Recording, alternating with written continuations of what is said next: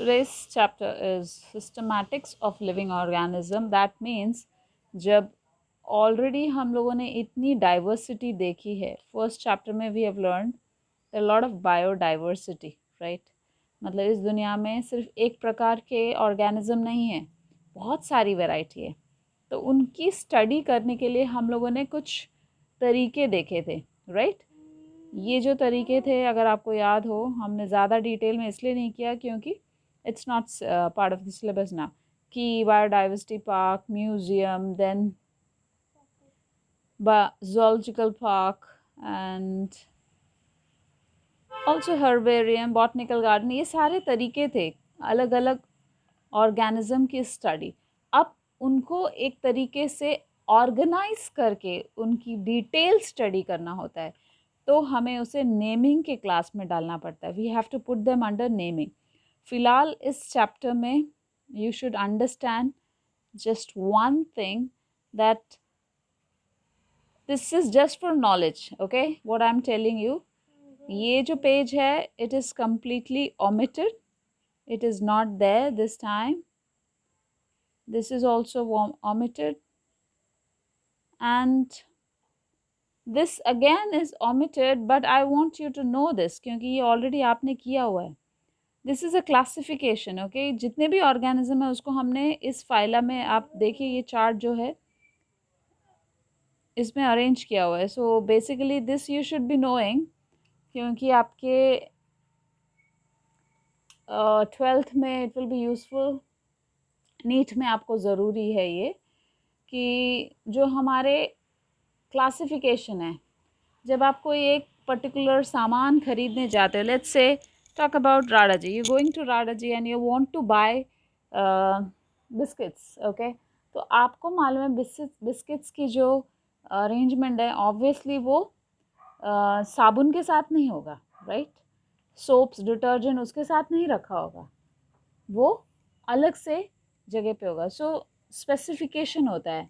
तो मैंने क्यों बताया, इट इज़ बिकॉज हम कोई भी चीज़ रखते हैं एक पर्टिकुलर तरीके से रखते हैं. तो जब हम एक ऑर्गेनिजम्स, नॉट ओनली वन, हमारी इस दुनिया में they have so many varieties of organism, right?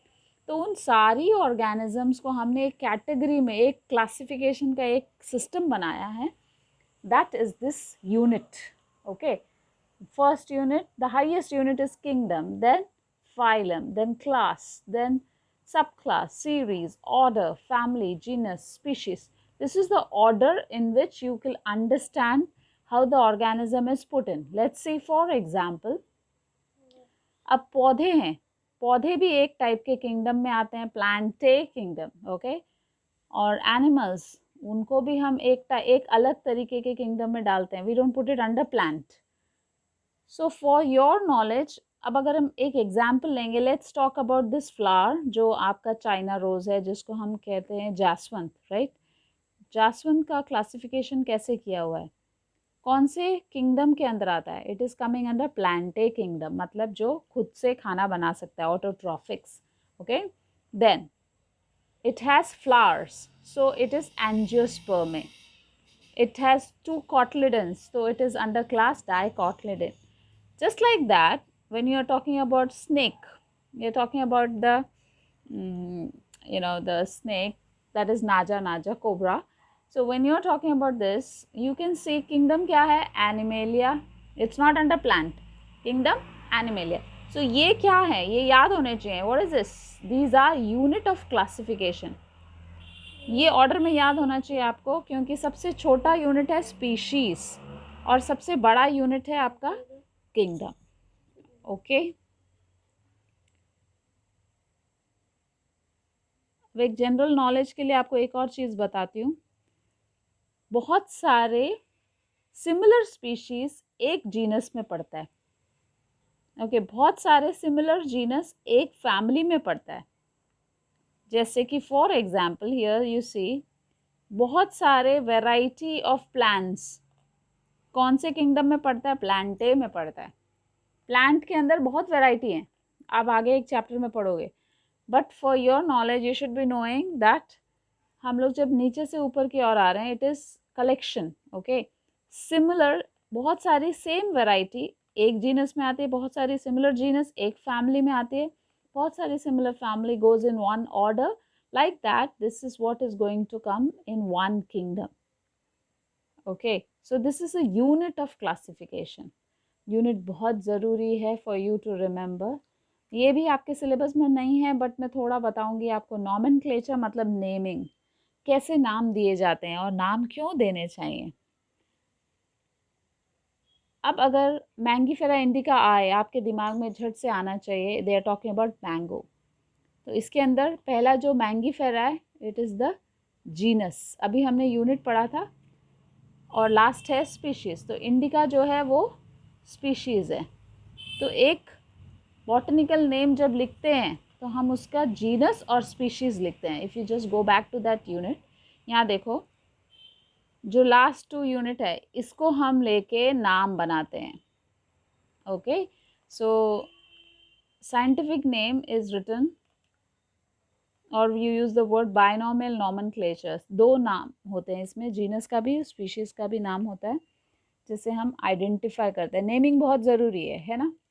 हम लोग क्लास में भी एक दूसरे को नाम से बुलाते हैं, वैसे ही एनिमल्स, ऑर्गेनिज्म, सबके नेम, स्पेसिफिक नेम्स होने बहुत ज़रूरी है. इसीलिए बायनॉमियल नॉमेनक्लेचर आया. Now let's talk about the kingdom. अब किंगडम जो पहला पड़ाव था, remember the highest unit kingdom. उस किंगडम के अंदर we have a classification. We call that king by this person R.H. Whittaker. What did he do? ये बहुत इंपॉर्टेंट क्वेश्चन है. इन्होंने पूरे किंगडम को क्लासिफाई किया.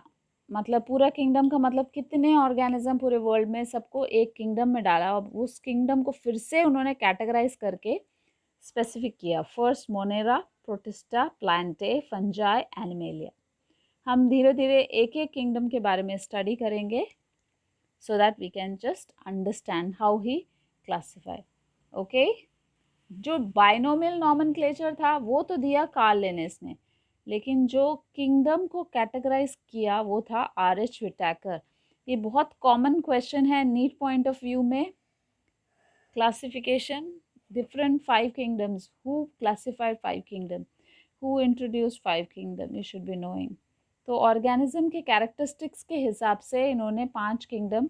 सो the question which you are going to write for today is number 1, write down different units of classification and learn them. Okay, number 2, what are the 5 kingdoms proposed by Whittaker?